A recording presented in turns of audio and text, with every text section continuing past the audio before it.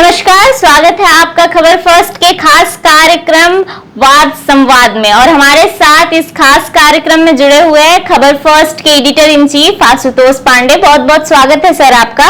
धन्यवाद सर। जन स्वराज के सूत्रधार प्रशांत किशोर पदयात्रा भी कर लिए, कार यात्रा भी कर लिए और अब तंबू गड़ने के बाद बिहार में एक ऐतिहासिक बैठक भी हुई बाबू सभागार में, जहां उन्होंने बिहार विधानसभा चुनाव 2025 को लेकर काफी ऐलान किए कि वो कैसे 243 सीट पर कैंडिडेट उतारेंगे और कैसे चुनावी फॉर्मूला होगा। यानी कि उन्होंने कहा कि वो 75 सीटों पर मुस्लिम कैंडिडेट उतारेंगे और तमाम सीटों पर दलित, सवर्ण, ईबीसी, ओबीसी को उतारेंगे।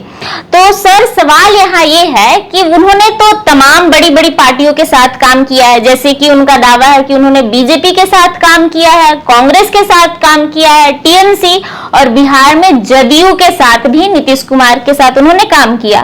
तो अब इस फॉर्मूले के बाद ये बड़ा सा जो उन्होंने फॉर्मूला बनाया है और बैठक की और पार्टी की लॉन्चिंग जो 2 अक्टूबर 2024 को वो कर रहे हैं, तो इस फॉर्मूले से बिहार के राजनीति में वो किस तरह की बिसात को बिछाएंगे? अब देखिए, जनस्वराज के बारे में मैं कुछ बातें पहले रख देता हूं कि अभी तक जो जनस्वराज का डेटा है उसमें लगभग 6 लाख प्लस लोग उसके सदस्य बन चुके हैं उस पार्टी के। और जनस्वराज में कम से कम अब तक 1868 गाड़ी जनस्वराज की चल रही है। और खुद 665 दिन के पदयात्रा के दौरान प्रशांत किशोर जो है 2697 गांव और साथ ही साथ 235-36 ब्लॉक घूम चुके हैं और 1319 पंचायत का उन्होंने भ्रमण किया है। ये छोटा मोटा बात नहीं है। अगर आप इसको देखिएगा तो प्रशांत किशोर 2 साल 3 साल का ये मेहनत नहीं है। वो जो प्रशांत किशोर ने जो प्लानिंग की है वो 5 साल पहले की है, इंप्लीमेंटेशन 2 साल में किया। ऐसा कोई गांव नहीं है अभिलाषा जहां जनस्वराज का प्रभाव ना हो।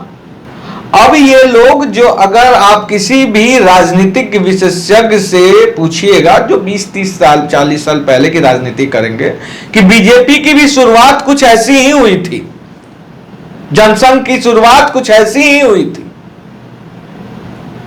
तो परिवर्तन बिहार की राजनीति में अपनी जिंदगी में ला पाएंगे या नहीं प्रशांत किशोर, वो दूसरी बात है। लेकिन जो उनका मेहनत है, जो अपनी पार्टी का बुनियाद उन्होंने रखा है, वो वाकई में काबिले तारीफ है। और आपको मैं बता दूं कि प्रशांत किशोर हर वर्ग के चहेते बनते जा रहे हैं। अब ये देखिए, चहेता बनना, बहुत लोग बोलेंगे कि आशुतोष जी बहुत जल्दी आप बोल रहे हैं कि प्रशांत किशोर चहेते बनने जा रहे हैं, तो क्या इसका इंपैक्ट पड़ेगा? देखिए, चहेता बनना, फॉलोअर्स लाना, फैन बनाना, वो दूसरा चीज होता है राजनीति में। और उस वोट में कितना तब्दील होता है वो देखने वाली बात होगी। उस समय का क्या समीकरण बैठता है तब बताऊंगा उस समय। लेकिन आज के डेट में बिहार में एक विकल्प के तौर पे प्रशांत किशोर को कहीं ना कहीं कुछ लोग देख रहे हैं।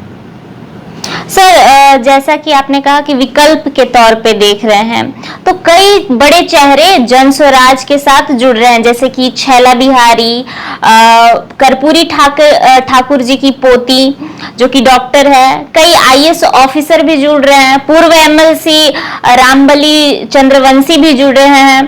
तो सर, ये जो बड़े चेहरे हैं वो क्या मौजूदा बिहार की जो पार्टियों के बड़े चेहरे हैं उनको टक्कर दे पाएगी? क्योंकि पप्पू यादव का कहना है कि जो भी जनस्वराज के साथ जुड़ रहा है, या तो वो बालू माफिया है, या तो वो क्रिमिनल है, या तो वो हर जगह बिहार की पार्टियों से धक्का मुक्की खा चुका है, उनको वहां जगह नहीं मिल रही है, इसीलिए वो जनस्वराज के साथ आके जुड़ रहे हैं। अभिलाषा, मैं सबसे पहले बता दूं, जो प्रश्न उठा रहा है वो क्या है? सबसे बड़ा प्रश्न वो है, पप्पू यादव क्या है और क्या थे? क्या पप्पू यादव माफिया नहीं थे? क्या पप्पू यादव गुंडा नहीं थे? क्या पप्पू यादव भ्रष्टाचारी नहीं है? सवाल तो यह भी उठता है ना। तो एक भ्रष्टाचारी, एक गुंडा, एक माफिया प्रश्न चिन्ह यह उठा रहा है कि जो लोग जनसुराज को ज्वाइन कर रहे हैं वो लोग इन कैटेगरी में आते हैं।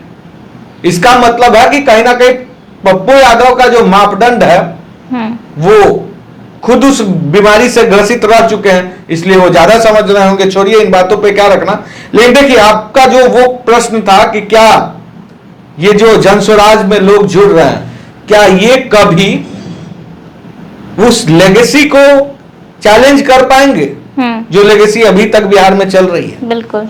क्या बिहार में जो वंशवाद की राजनीति है क्या उसे ध्वस्त कर पाएंगे?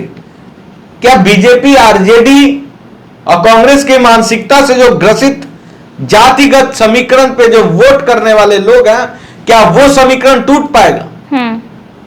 तो ये क्या का जवाब भविष्य में है।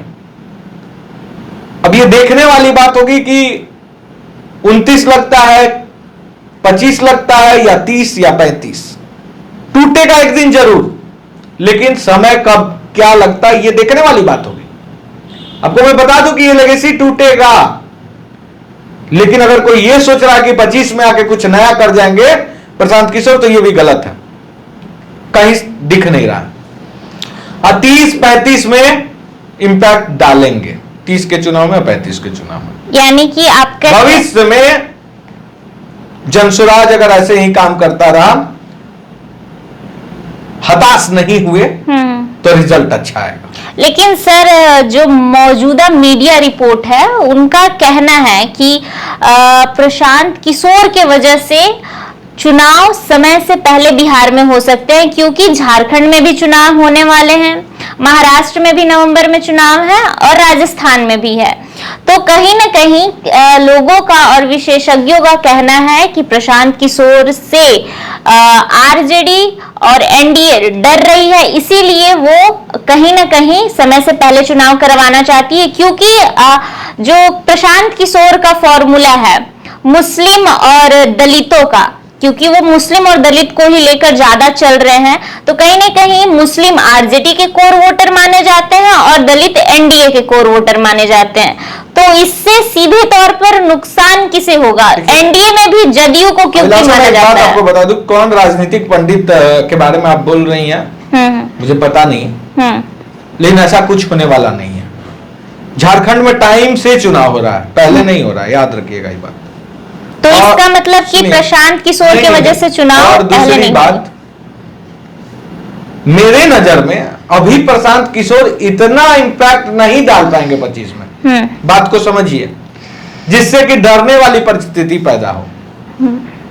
पार्टी अभी बनी भी नहीं है, और उस पार्टी से अगर कोई विशेषज्ञ ये बोले कि डरने वाला बात है, लेकिन सर बयान आ रहे हैं, आरजेडी से भी बयान आया है कि लालू यादव का साफ तौर पे खुल के कहना है कि प्रशांत किशोर के बहकावे में मत आओ। जदयू के जो प्रवक्ता है वो भी साफ तौर पे कह रहे हैं कि प्रशांत किशोर से दूरी बना के रखे। तो कहीं ना कहीं ये तो डर है ना सर। प्रशांत किशोर से दूरी बना के रखने का मतलब ये है कि वे लोग बदलाव नहीं चाहता है। अच्छा, लेकिन बिहार के वोटरों का अगर नब्ज जानिएगा ना, और मैं बता दूं आपको कि बिहार के वोटर्स कितनों प्रशांत किशोर कर ले और घूम ले, जितना बोलना है बोल ले, लेकिन वो वोट देंगे ना वोट के दिन जातीय पे। पासवान अब पासवान के नेता को वोट करेगा, यादव आरजेडी को वोट करेगा, तेजस्वी के नाम पे, लालू प्रसाद यादव के नाम पे। मुस्लिम जो है वो कांग्रेस को वोट करेगा, आरजेडी को वोट करेगा, और जो अन्य तबका है वो अपने अपने जाति और हिंदू के नाम पे वोट करेगा। बात समझिए, प्रशांत किशोर के विचारधारा को लोग अच्छा कर रहे हैं, प्रशंसा कर रहे हैं, लेकिन वो प्रशंसा वोट में तब्दील होते नहीं दिख रही है मुझे। अब मैं आज भी आपको बोल दे रहा हूं कि उन पंडितों को मैं नहीं जानता हूं, लेकिन अपेक्षा से मेरा अपेक्षा है कि 5-10 सीट ला ले तो अच्छा रहे। मतलब मैं मानता हूं कि जनसुराज तो बहुत अच्छी पार्टी काम कर रही है, लेकिन ये जो विचारधारा होता है ना अभिलाषा, वो 1 से 1000 होता है, 1000 से लाख होता है, लाख से करोड़। तो एक ना एक दिन अगर कंटिन्यू रहा तो डरने की बात है, डरना जरूरी है, खास करके आरजेडी को। जदयू को उतना डरने की अभी जरूरत नहीं है, लेकिन आरजेडी और कांग्रेस को डरने की जरूरत इसलिए है कि ये जो इन्होंने एक राजनीतिक समीकरण बना के रखा था MY, उस पे डेंट लगते दिख सकता है भविष्य में, अभी नहीं। अच्छा, तो सर जैसा कि हम लोग सब जानते हैं कि बिहार में और पूरे देश में भी प्रशांत किशोर को कहीं ना कहीं राजनीति का चाणक्य कहा जाता है, और साथ में ये भी कहा जाता है कि प्रशांत किशोर सपनों के सौदागर है, सपने बेचते हैं राजनीतिक पार्टियों को।